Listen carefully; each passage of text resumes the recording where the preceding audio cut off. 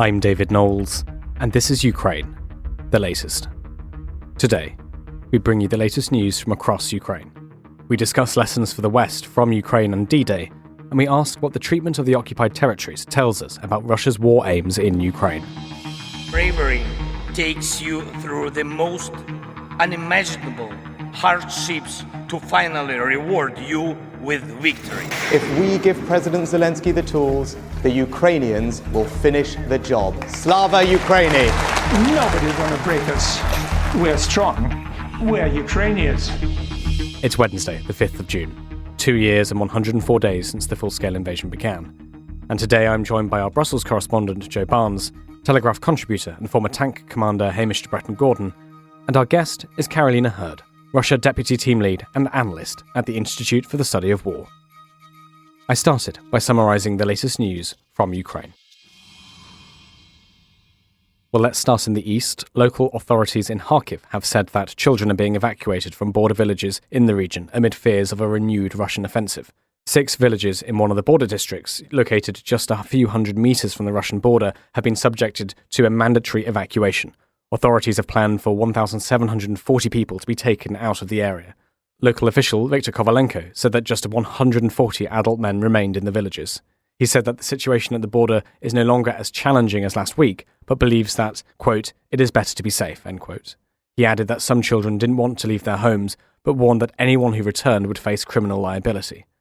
Countrywide, officials have said that Russia's targeted destruction of Ukraine's energy infrastructure could leave Ukrainians without electricity for the, quote, vast majority of the day by winter.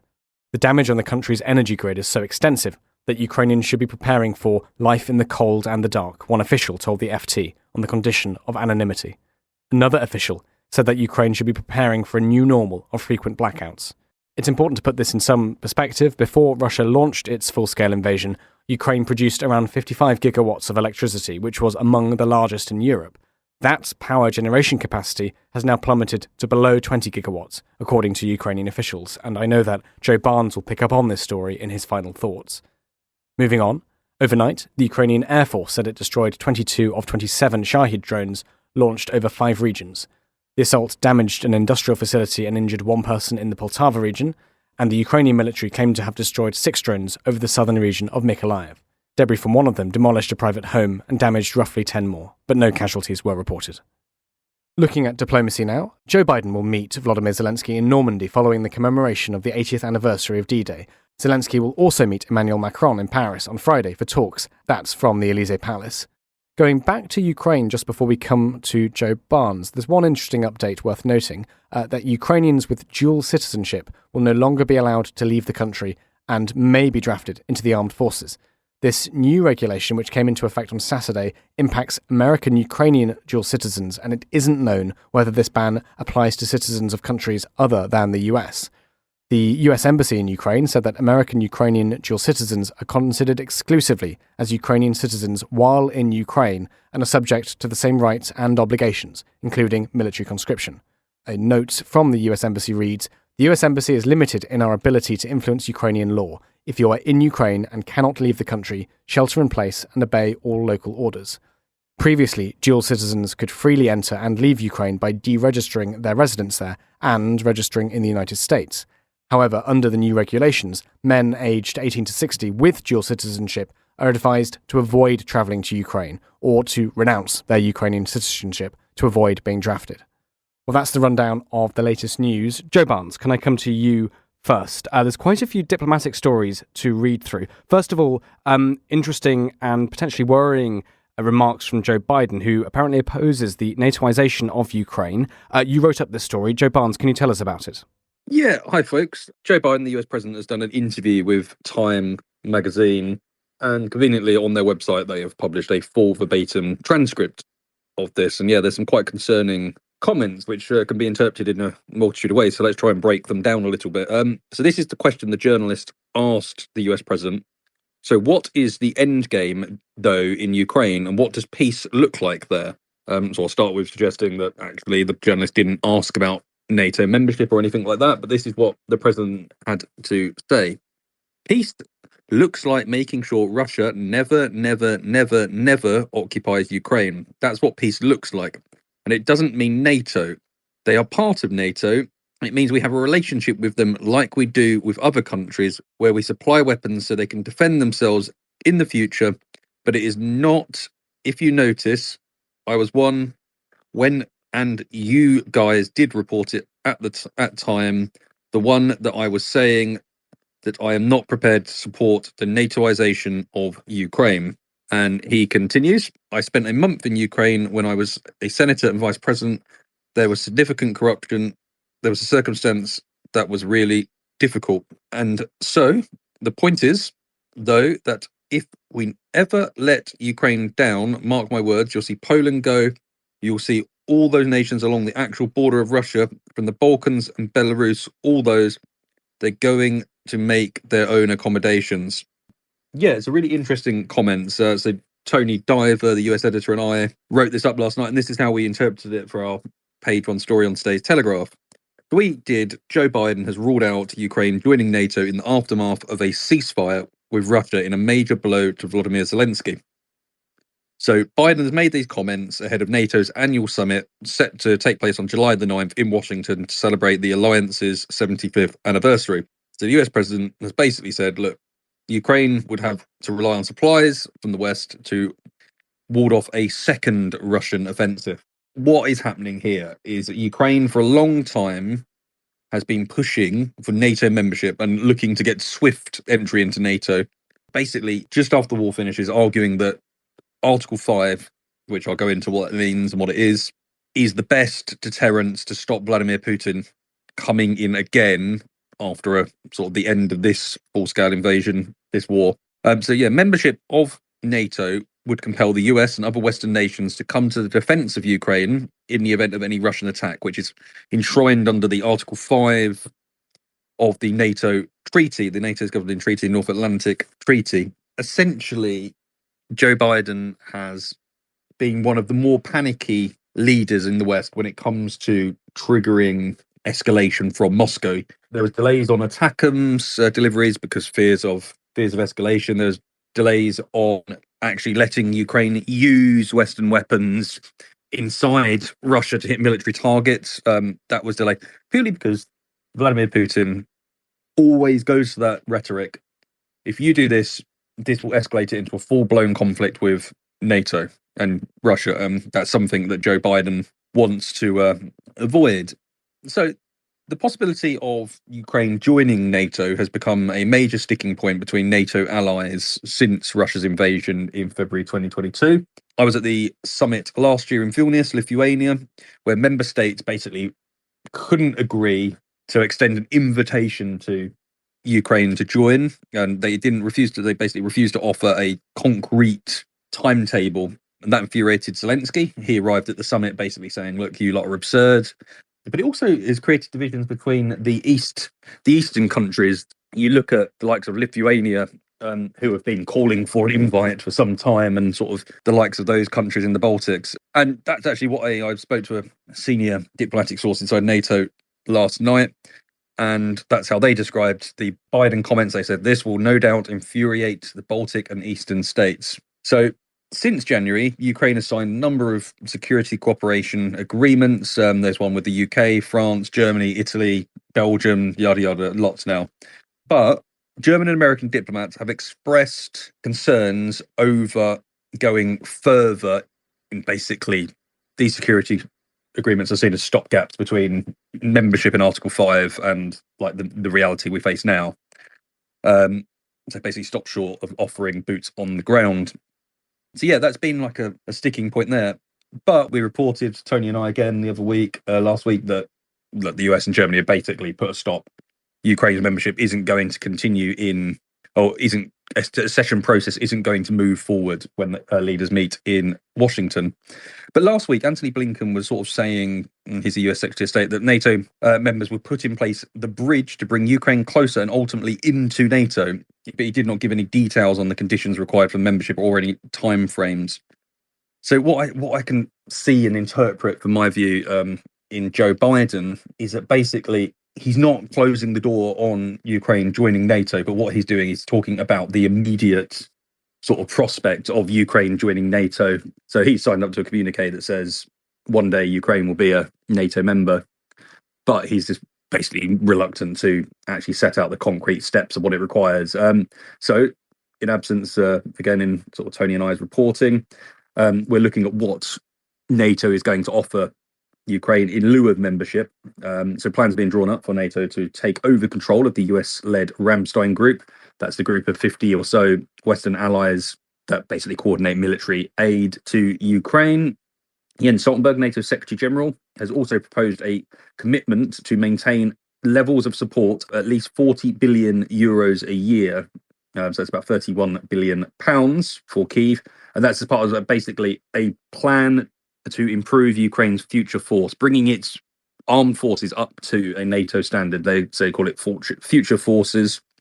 And that's one thing they're really keen to do. But obviously this stops short of offering Ukraine any membership.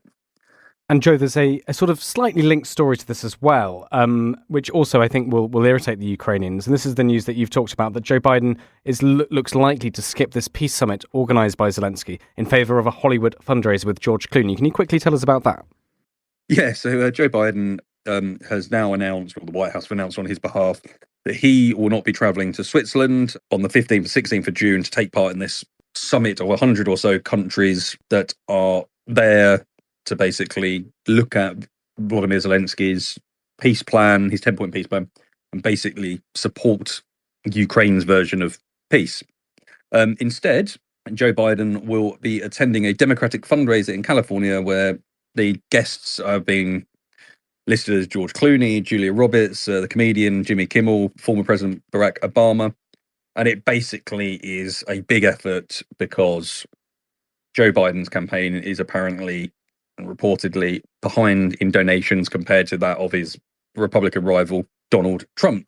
So Volodymyr Zelensky has previously described his Americans' absence from the event as a gift to Putin, and it's basically another sign of fraying relations between Kyiv and Washington. Instead, Kamala Harris, the US Vice President, and Jake Sullivan, the National Security Advisor, will attend in their place. So basically, Ukraine had hoped that Joe Biden would attend the peace summit, because it sees that as sort of an important step, because Biden is over in Europe. He's in France for the D-Day ceremony, 80th anniversary celebrations, and he's then moving over to Italy for a meeting of G7 leaders. And basically this is what Zelensky, while he was visiting Brussels last week, had to say about Joe Biden's absence before it's confirmed. He said, "I believe that the peace summit needs President Biden. His absence would only be met by an applause by Putin, a personal standing applause by Putin." And then the FT had this great report which basically said Zelensky's aides have penned a memo which has been distributed to Ukrainian officials and MPs containing talking points, basically aiming to pressure Biden and the Chinese leader, President Xi Jinping, to attend the summit. And the memo basically reads, look, if they don't attend, then what is their real interest? So yes, I think it's sort of well, it's not a good sign, it's an interesting sign of how American and Ukrainian relations haven't been as strong in recent weeks as they had been previously. But what is quite interesting is since the US have announced that Vice President Kamala Harris is going to attend, Ukraine hasn't come out in anger at that. It's actually praised her planned attendance. Thank you very much, Joe. Let's leave, I think, the diplomatic updates then. And just before we go to Hamish de Bretton-Gordon, Joe, you've been looking at, I mean, for want of a better phrase, really, the robot wars between Ukraine and Russia on the front lines. We've noticed, of course, over the last few months, increased use of semi-autonomous vehicles. Obviously, we've seen the drones, but also robots on the ground as well. You've been looking at this, Joe. What can you tell us about how this has developed over the course of the full-scale invasion? Yeah, so I managed to get some sort of good details out of the people behind these projects. But I'll paint a picture of what Ukraine is trying to do, basically to compensate for its lack of manpower and lack of military hardware compared to Russia. So if you can imagine, some of you probably have seen this video, it's been quite well shared, but if you can imagine a classic reconnaissance drone flying in the air, and then on the floor you can see sort of a four-wheeled robot trundling into view, coming to a halt on top of what is just a bit of ground. But then it suddenly explodes, and the area is shrouded with clouds of smoke. The leaves are literally shredded from a nearby tree, and debris rain down. basically revealing a covered trench system. And then Ukrainian troops, basically, instead of a sort of a cavalry infantry charge or sending in the tanks, a swarm of explosive-laden first-person view drones controlled from Ukrainian soldiers like miles away, basically is sent down, swooping down on the Russians, chasing them through the trenches, launching this aerial bombardment. And this is basically what I think is one of the best attacks that we have seen that exemplifies the new type of warfare that's being pioneered by Ukraine, and one that more heavily relies on unmanned and remotely operated systems. So look, we've all done, we've spoken how many times about the aerial drones, but the new component in this and what Ukraine has been trying to do is a UGV, a unmanned ground vehicle, or uncrewed ground vehicle for some people. I mean, this seems to be the development, and it's really important. So Zelensky has personally unveiled new fundraising efforts for a series of unmanned, uncrewed ground vehicles through his United 24 platform, because he basically has come to the realization that it's really important for him. It's the only way that they're going to sort of overcome the dire manpower shortages I've spoken about and the sort of advantages in firepower that Russia has. Was actually granted a bit of a chat with a lady called Natalia Kushnerska, who is the Chief Operations Officer at Brave One, which is essentially a Ukrainian government defense innovation platform. And Brave One have spent weeks, months sifting through hundreds of ideas, blueprints, prototypes that have been put forward by Ukrainian developers to see what they can do in terms of the ground drone war. So in March alone, there were 50 robots that were sent to the front lines without much in a way of official sort of fanfare. And let's look at some of those robots. So one of the examples, and this actually I think has most prevalently been reported by the Times, our colleagues there. There's basically reports of Russian infantrymen attempting to capture a Ukrainian bunker outside the Donetsk region city of Avdiivka. The Russians were sort of advancing, coming under a hail of intense but accurate ground gunfire, which wasn't deterred by the flurry of retaliatory small arms fire, mortar fire that was sort of sent back in its direction. And when they eventually sort of landed at this Ukrainian trench after they sort of piled in enough numbers, they'd realised that the machine gun wasn't actually a machine gunner. It was a gun attached to another hunk of metal and wires, and it was basically an automated machine gun. And it is likely one of 4 combat robots that we can sort of detail now in the Telegraph, and we have done. So some of these are fitted with PKT and PKM 7.262 caliber machine guns, and others are more heavy duty with a 12.7 millimeter Browning machine gun that can hit targets about a mile away. Some of these are controlled with semi-autonomous systems or AI. Others are basically controlled by a guy with a joystick, and are fitted with night vision cameras and have extra armor that can protect them from small arms fire, which basically matches the description of what we'd seen and heard from the Times report. So it's really interesting. There are other kinds of drones. So one of them is called the Morose. It's a combat robot. It's got one of these guns attached to it, but it's based on 4 heavy wheels, and it's basically a remote assault vehicle. So you can send it in rather than men. Another one, which is interesting, it's got 2 functions. It's called the Ratel S, and it can either act in the form as a kamikaze mine layer, so what we saw in that video that I described at the top, where it basically carries 2 TM62 anti-tank mines on top. So it can either do that, and then it has a remote detonation feature, but then it has a survivable feature that basically can carry these mines, or up to 40 kilograms of payload, and then drop them off, so it can be used to remotely mine areas rather than putting sort of soldiers at risk of doing that. And I just think this is sort of a really interesting dynamic. One of the other ones that I find absolutely fascinating, we've sort of seen it and looked at it, are these UGVs that have got a longer sort of range. They've got 25-mile range and can carry payloads of up to 600 kilometers. But instead of being used for combat, they are being used for logistics purposes. They're carrying ammunition to frontline positions that you just wouldn't want to risk a guy in a truck, a guy in a Land Rover, a guy in whatever, on foot if need be. And they're also being used to evacuate wounded soldiers. So I think this is, really sort of interesting. We'll go back to what Natalia of Brave One has to say. So she's basically saying, look, our military is using them on the front line with successful examples of using robots for demolishing bridges used by the enemies, delivering supplies to the front line, evacuating wounded soldiers, and inflicting damage on the adversary. So they've received about 500, I think I said, different sort of blueprints and plans, and they're working their way through. Going and as I was speaking earlier about NATO standards, some of these robots, 21 of them have been trialled and what she described as codified according to NATO standards. So actually, this is not only Ukraine sort of working for itself, it's actually also proving a testing ground for these unmanned vehicles. And yeah, Natalia went on. She said, "We are confident the unmanned vehicles will become the next game changer in this war, just as drones have already become. This is our asymmetric response to the enemy's numerical advantage." And the reason for all of this is, as she puts it, unlike the enemy, Ukraine's key is its people. Technology, particularly unmanned ground vehicles, allows for minimizing human involvement on the battlefield, preserving the lives and health of Ukrainian soldiers.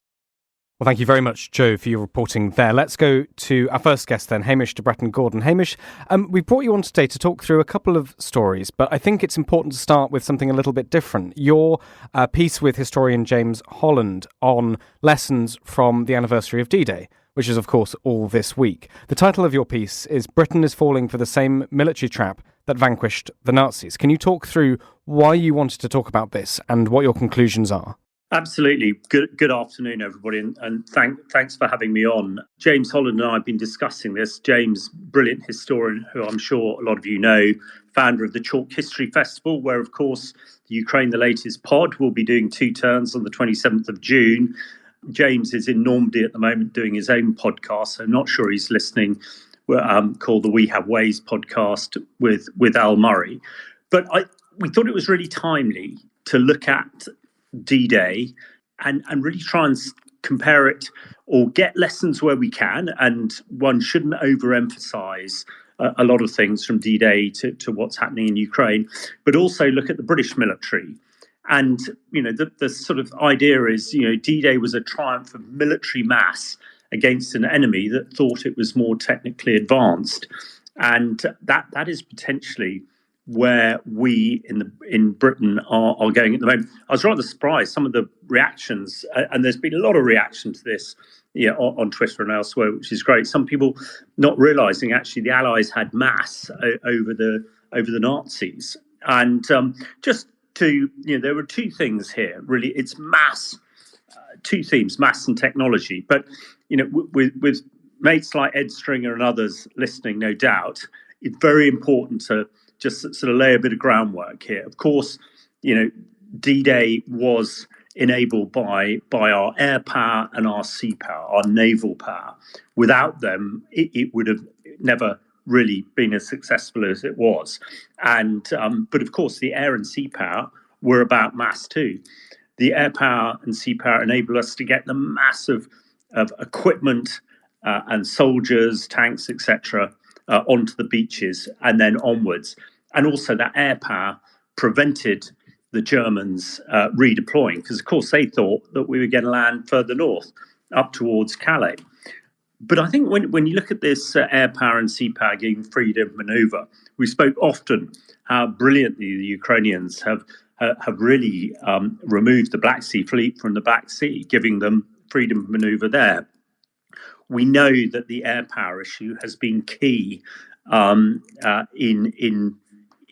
sort of not allowing the Ukrainian land forces freedom of manoeuvre. But again, they have S-16s coming along fairly soon. When we look at mass, and I'll talk about tanks because that's what I sort of know about. During the war, the Germans relied on technology. The Tiger tank that I'm sure everybody who has glanced at anything to do with the Second World War will know about it. But the Germans only had about 1,300 of them. Now, the Allies, the Americans, built 49,000 Sherman tanks. And this was key to enabling them to overwhelm. Now, when we look at Ukraine, I think only yesterday there were reports that the Russians have lost over 500,000 men and somewhere between plus of 4,000 tanks. But then conversely, when what we have provided, Western tanks amount to about 100 Western tanks. And technologically, they may be more sophisticated than the T-80s and the T-90s that the Russians have. But the analogy we put in our piece is, one leopard or tiger is pretty impressive, but against a pack of hyenas, it's always going to be vanquished. Also, looking with a Russian tilt here, the Russians built 84,000 T-34s that, of course, were ultimately successful in the Battle of Kursk in 1943, which is just to the east of the Donbass, again against German tanks that may have been more sophisticated, but were completely overwhelmed by them. I've been talking about drones, as Joe's been mentioning here. I've been discussing this with Jimmy Rushton, who writes frequently for the Telegraph from Ukraine too. I mean, that massive drones, these are cheap, $500 drones, are really changing the conflict. And in Britain, we have relied hitherto on very expensive Watchkeeper Reaper drones that cost millions, but we only have a very few of them. And that sort of reinforces this idea of mass against technology. And mass is all about industrial production. Roland Oliphant gave a really good comment to our piece this morning, basically saying in a war of tradition, it's industry that wins wars. And when you think during the Second World War, Britain itself, the UK built 132,000 aircraft. I think during the whole of the war, the Germans managed about 80,000 aircraft, and a lot of them in the latter stages. The Americans themselves built 72,000 aircraft in 1 year. I mean, these are just staggering amounts. But hopefully people are getting the picture that actually it was that mass that enabled things to move forward. Now, when we look at the current British military, and I wrote a piece last week on the Labour's defence plans to have a strategic defence view, which I think is absolutely right. And I'm sure whoever gets in will do it, because an army of 72,000 with 150 tanks, there is no mass there. And not only James and I suggesting that it was mass that allowed us to prevail against the Germans after D-Day, it's also mass that is keeping the Russians in the game at the moment in Ukraine. And we need, I think Britain needs to look at that actually it's not all this necessary, this high tech that's important, that mass is absolutely key. Interestingly, again, we reported last week that the new head of the Russian defense is what we call a bean counter. He's an economist. He is there to enable Russian industry to keep churning out, tanks and drones and aircraft at a rate much higher, the Russians think, than the West and NATO can live with. So I think that is really the key thing to all of this. And what we're saying here is it was the mass of allies that enabled us to sanction the Germans back in 44 and 45. It was the Germans' reliance on technology.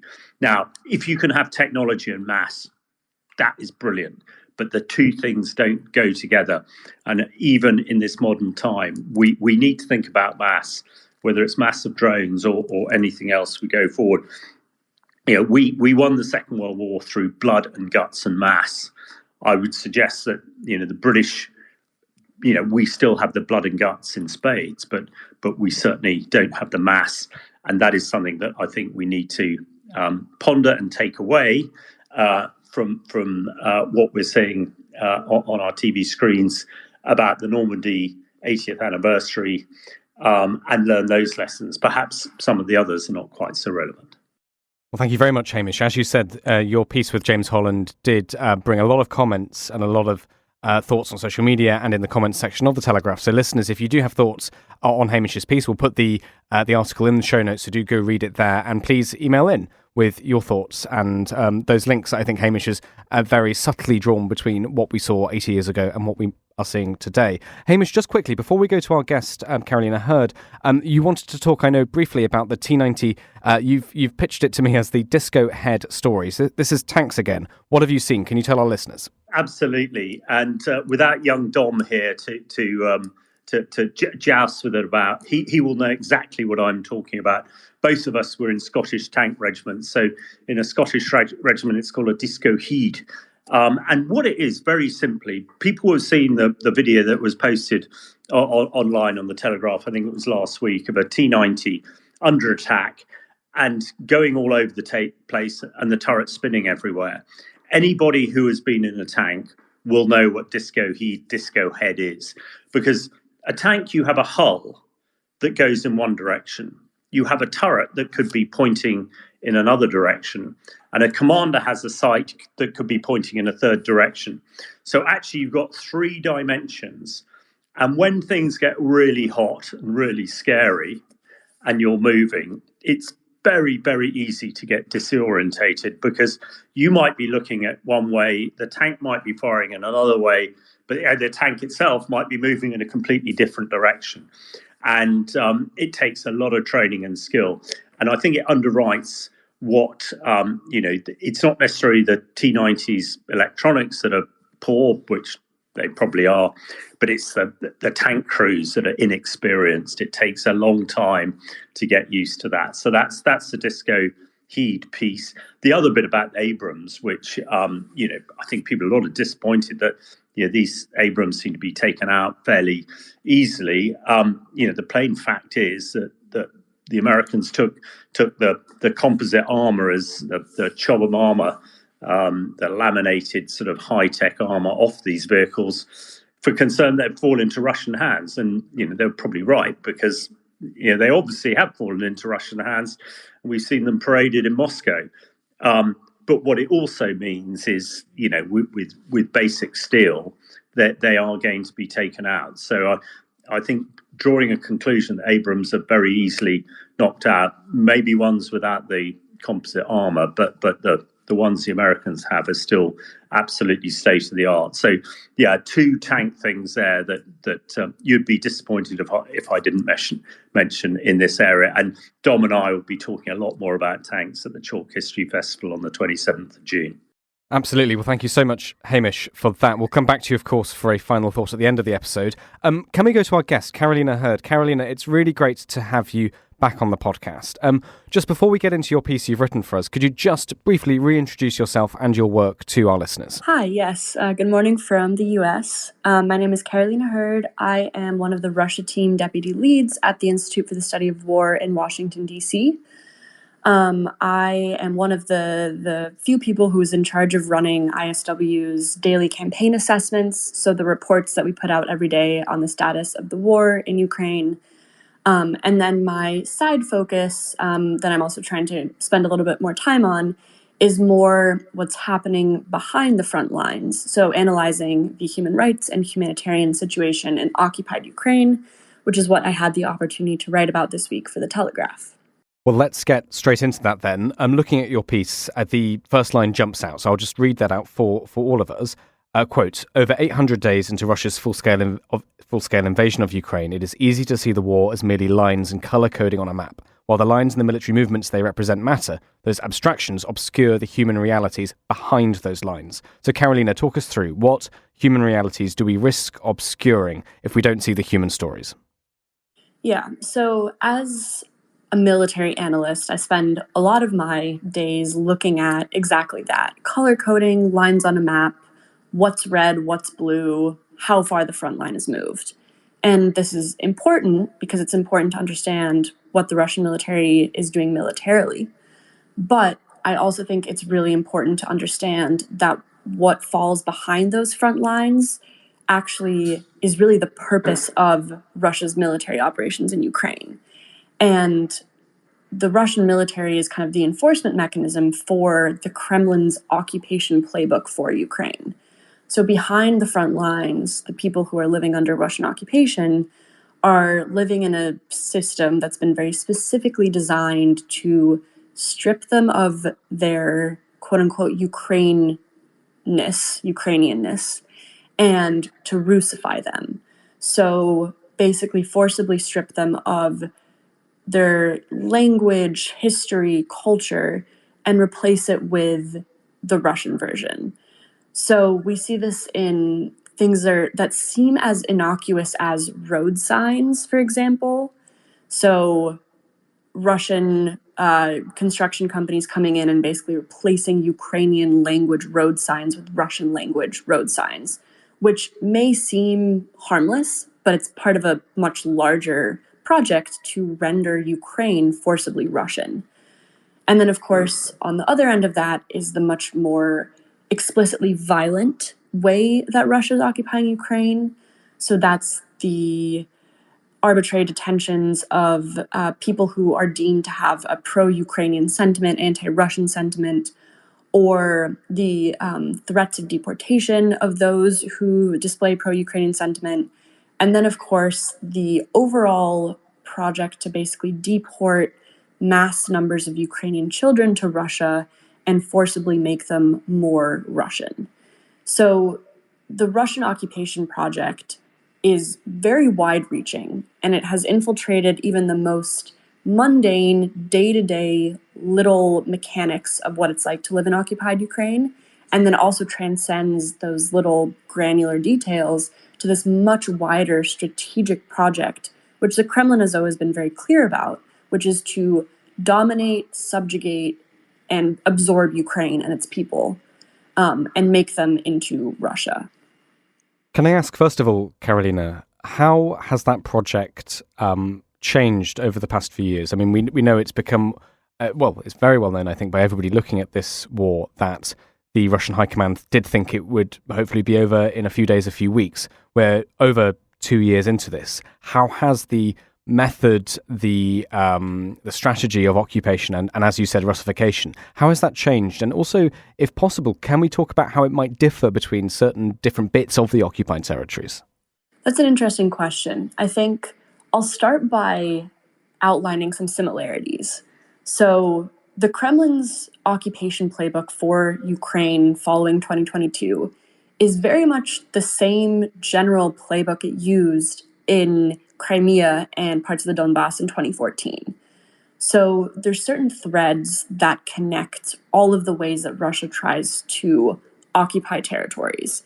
But it has changed over the last over 2 years now, because there's a lot of efforts on the Russian part to really institutionalize and codify the way that they're occupying Ukraine.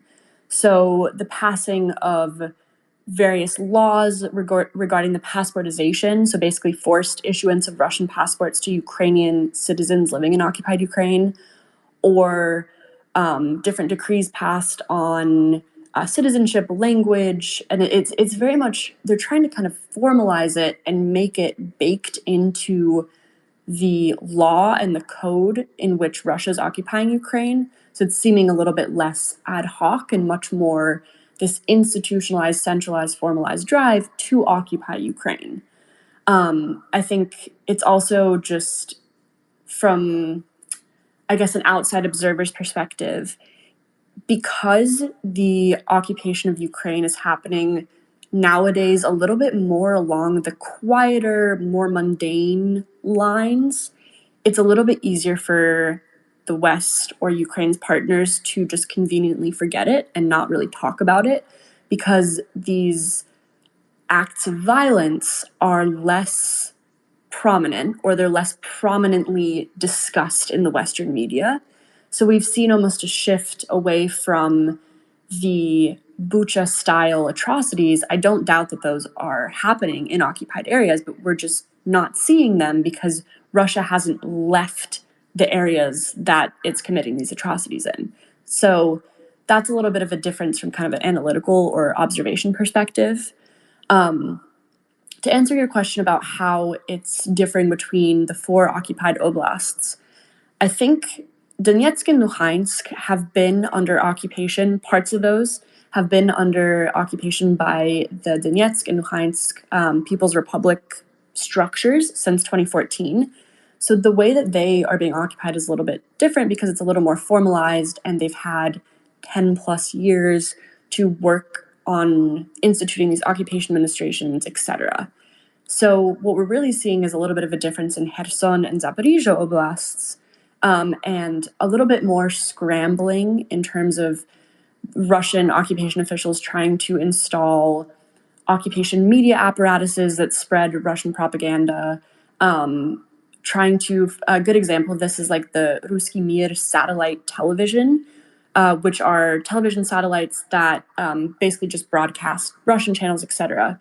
They had plenty of those in the DNR and LNR for the last 10 years, but they're trying to spread that in Kherson and Zaporizhia. So in a way that they're trying to kind of compensate for the 10 years of difference that they don't have basically an occupation presence in Kherson and Zaporizhia oblasts, which has been interesting kind of seeing how they're trying to formalize the occupation in a lot of ways, but the nuances of Russian territorial control in Ukraine do actually shape the outcomes of that in practice.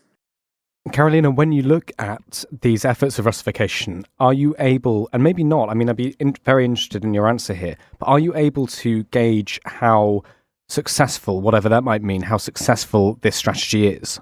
I think that the metric for success that I look for in the Russian occupation is how successful is Russia in complicating Ukraine's attempts to reintegrate its people and its territory. And from that perspective, I think Russia's being quite effective in the way it's occupying Ukraine. Because you think first and foremost about the individuals that Russia's forcibly deported to Russia. And these individuals, for a lot of them are children without guardians. It's really hard to account for them and then repatriate them. And even if you are able to account for them and repatriate them, there's the entire basically process of undoing the various indoctrination, militarization, Russification projects they've faced. And that's exactly the purpose of the Russian occupation project, right? It's to make it very difficult in the future for Ukraine to reintegrate its people and its territories, to convince both Kiev and the West that Ukraine is part of Russia and cannot be separated. I think there's elements of this that are happening in occupied territories. For example, the passportization issue. Once Ukrainian residents have essentially been coerced into receiving Russian passports, it's a little bit more difficult to properly reintegrate those people from just a bureaucratic perspective, because their names oftentimes will have been transliterated into Russian spelling, and that Russian passport is meant to really complicate that reintegration effort. So I think Russia has been successful, but that success will be compounded exponentially the longer that Russia has to occupy Ukraine and really institutionalize and formalize all of these different measures in which it's trying to absorb and subjugate Ukraine. Karolina, when you look at all the different methods of Russification, you've mentioned quite a few, and there's more mentioned, of course, in your article, so sexual violence, killings, passportization, the deportation of children. What would you want Western, audiences everywhere, listeners everywhere, to know more about? What do you think potentially has slipped through the cracks in our consciousness when we look at this issue? Yeah, so this is a little bit of a difficult conversation to have. But I think what I would really want to emphasize is that in a nation, in basically a project to destroy a nation, the destruction does not have to be physical. And in the case of Russia and Ukraine, it has and can be physical. The atrocities in Bucha, Izium, well-documented cases of sexual violence against Ukrainian children and Ukrainian men and women. That's absolutely a manifestation of Russia's project to destroy Ukraine as a nation. But Russia's project to destroy Ukraine as a nation is also happening along the lines of trying to eradicate Ukrainian identity, Ukrainian language, Ukrainian culture in occupied areas. And I think that is a little bit harder to convey to Western audiences, because I think part of the way that the international legal system is set up kind of reflects this dynamic, is that international law is meant to deal with atrocities after they happen and not necessarily address different means to eradicate a people quietly from the inside. And that's what we're seeing day to day in occupied Ukraine. That isn't really getting a lot of the attention that it deserves. So I think that's the ultimate point I would make, would be to pay as much attention to the efforts to reinstate, or not reinstate, but force Russian curricula onto schools in occupied Ukraine, or force Ukrainian youth living in occupied Ukraine to join cadet training corps to basically militarize them for future service in the Russian military.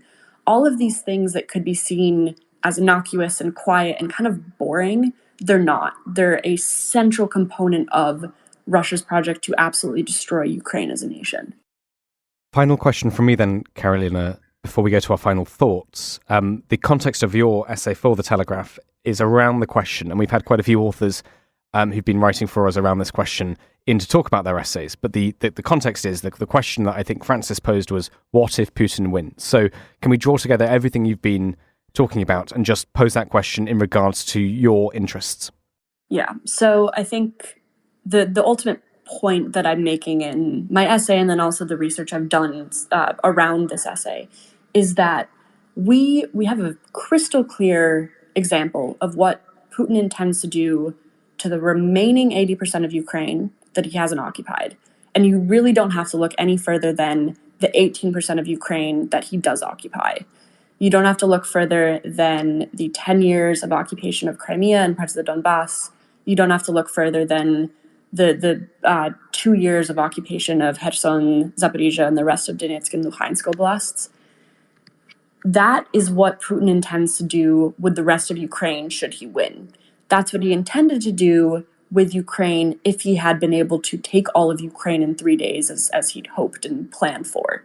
So the Kremlin's intent is clear. It has always been clear. Putin and Kremlin officials have always been, since before the war, clear that they do not see Ukraine as a sovereign state or Ukrainians as a sovereign people. And the way that manifests, we're seeing that every day in occupied Ukraine.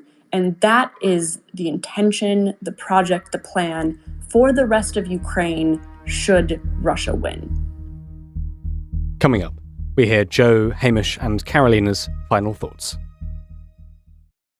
Let's go now to our final thoughts. Joe Barnes, would you like to start? Yeah, I just want to look at, and I think probably next week I'll try and do an actual deeper dive on it. But Ukraine seems to be suffering from its worst electricity crisis since the start of the war. And I spent a long time in the country in, when was it, October, November of 22, and there was issues then, and I thought that was bad then, but now it's only getting worse. So sort of, again, to bring up Jimmy Rushton, I was speaking to him yesterday, and he said he was working in a cafe because there was basically rolling blackouts and Kyiv had been without power for 8 hours. And just as I was flicking through Twitter and the internet before we came on here, I noticed a piece by the FT by Christopher Miller, which basically the intro is, Russia has knocked out or captured more than half of Ukraine's power generation, causing the worst rolling blackouts since the start of its full-scale invasion in 2022. And basically, if Ukraine was without nuclear power stations, it basically wouldn't have any generation capacity at all. And you sort of bring questions around, why is this happening? Obviously, the Russian bombardment of these power generating facilities, thermal hydropower plants. But not only is it because these plants are mostly former Soviet, so the parts are hard to get by, hard to come by. But actually, Russia is doing a really good job of destroying them entirely. So it's sort of, if we now don't come up with a plan to support Ukraine on this, they are really going to be, next winter, they're going to be sort of in a real sort of problematic area where it just comes, they aren't creating enough electricity, they won't be able to light and heat homes, and vice versa. So it's one of these things that we sometimes ignore, or we don't ignore, it just goes off of the radar because there's sort of issues on the front line. But this is one of the main reasons that Zelensky and co are calling for so much air defense, is because they've got their population centers defended, but are they now struggling to defend all of the critical infrastructure they have in place? I think that's really one to look out for and keep asking questions of the West and where they can better help. Mainly because I'm not an expert when it comes to building power stations, but I'm assume that these destroyed power stations aren't just easy to replace. So it's actually going to be a real long-term problem to address. Thank you so much, Joe. And of course, if you're a listener who does have expertise in this area, please do feel free to get in touch. Our email address is in the show notes. Hamish de Bretton-Gordon, can I come to you next for your final thoughts? Yes, thanks very much indeed. excuse me if I just indulge myself on this sort of the eve of the 80th anniversary of D-Day with a sort of family D-Day story. My grandfather was an army surgeon and served throughout the war, British Expeditionary Force, North Africa, Italy, and D-Day itself.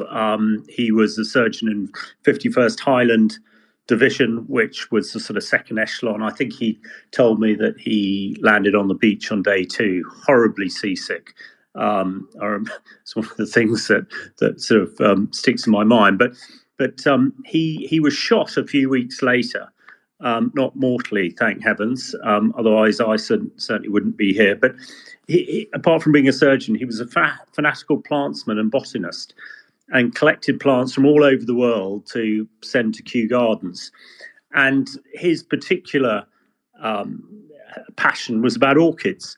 And he told the story that he saw what's called a military orchid. I'm afraid this is way outside my compass, but I understand the military orchid is like, almost unique and very, very special. And he decided to go and collect this military orchid for Kew, and in the process got shot. Luckily, the bullet for him hit his revolver, which, as a medic, was languishing around his stomach or chest somewhere and bounced into his arm. And I always remember the hole he had in his arm, and apparently his surgery was never quite so clean after that. But he did recover the orchid, sent it into Kew. He died about 10 years ago, and 6 weeks after he died, Kew actually acknowledged it as a unique orchid and I believe named it after him, which despite all the fact that everything he did in the war, and he served for another 20 years after the war, would have been the greatest thing for him. So just a little story from Normandy from me. Thank you so much, Hamish. Karolina, as our guest, would you like the very final thoughts?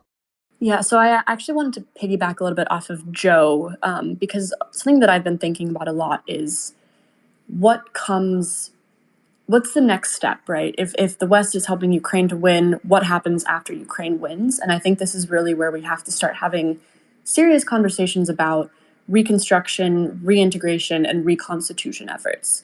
So whether that is the West supporting Ukraine in rebuilding its critical infrastructure, energy plants, that sort of thing, but then also being able to help address the very, very deep-set trauma of living under occupation for however many years. So I think just continuing to, when and if the war is over, that's not the end of the story. Again, because of the deeply human element of what's happening behind the front lines. So I think just continuing to really push and having these conversations about what it looks like after the war for Ukraine to reintegrate its infrastructure, reintegrate its people, and I guess go through some sort of national healing, which are definitely things that I'm mulling over. They're very difficult questions, and there's no clear answer, no clear solution now. But I think definitely something important that Ukraine supporters should be considering, as equally as considering, what military aid and support can we give Ukraine on the battlefield in the long term. Ukraine the Latest is an original podcast from The Telegraph. To stay on top of all of our Ukraine news, analysis and dispatches from the ground, subscribe to The Telegraph. You can get your first 3 months for just £1 at www.telegraph.co.uk/Ukraine the Latest. Or sign up to Dispatches, our Ukraine newsletter, which brings stories from our award-winning foreign correspondents straight to your inbox. We also have a Ukraine live blog on our website where you can follow updates as they come in throughout the day, including insights from regular contributors to this podcast. You can listen to this conversation live at 1 p.m. each weekday on Twitter Spaces. Follow The Telegraph on Twitter so you don't miss it. To our listeners on YouTube, please note that due to issues beyond our control, there is sometimes a delay between broadcast and upload. So if you want to hear Ukraine the Latest as soon as it is released, do refer to podcast apps. If you enjoyed this podcast, please consider following Ukraine the Latest on your preferred podcast app. And if you have a moment, leave a review, as it helps others find the show. You can also get in touch directly to ask questions or give comments by emailing ukrainepod@telegraph.co.uk. We do read every message. And you can contact us directly on Twitter. You can find our Twitter handles in the description for this episode. Ukraine the Latest is produced by Louisa Wells and Giles Gear.